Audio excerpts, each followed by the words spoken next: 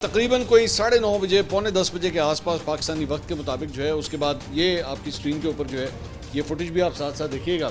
कि दोहा के ऊपर जो है वो ये लाइटें जलना शुरू हुई और नज़र आना शुरू हो गया कि ईरानी मिसाइल जो है वो अब दोहा कतर की तरफ आ रहे हैं। लेकिन एक्चुअली जो टारगेट था इन ईरानी मिसाइल्स का, जो ऑपरेशन बशारतुल फतेह के अंदर फायर किए गए हैं, वो बेसिकली एक अमरीकी अड्डा है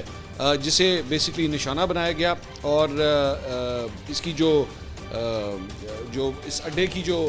इसका जो नाम रखा गया है फौजी अड्डे का, वो है जनाब अल अदीद एयर बेस।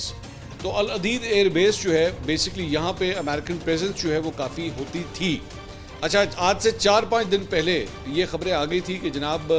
ईरान की जानिब से होने वाले हमले के पेश नज़र अल अदीद एयर बेस को भी खाली करवा लिया गया है और यहाँ से जितने जहाज़ वगैरह अमेरिका के यहाँ पे खड़े हुए थे उन सबको जो है वो ऑलरेडी हटा दिया गया था। इसके साथ साथ वहाँ पे जो फ़ौजी प्रेजेंस थी वो तकरीबन बताया जाता है कि कोई 11,000 फ़ौजी जो है वो अप्रॉक्सीमेटली इस एयरबेस के ऊपर मौजूद थे, उनको भी जो है वहाँ से ऑलरेडी हटा लिया गया था। तो ईरान की जानिब से होने वाले इस हमले का निशाना तो बेशक ये एयरबेस थी, लेकिन एज सच कोई अमेरिकन एसेट्स जो है यहाँ पे बताया जाता है कि मौजूद नहीं थे, उनको चंद दिन पहले ही ऑलरेडी यहाँ से निकाल लिया गया था।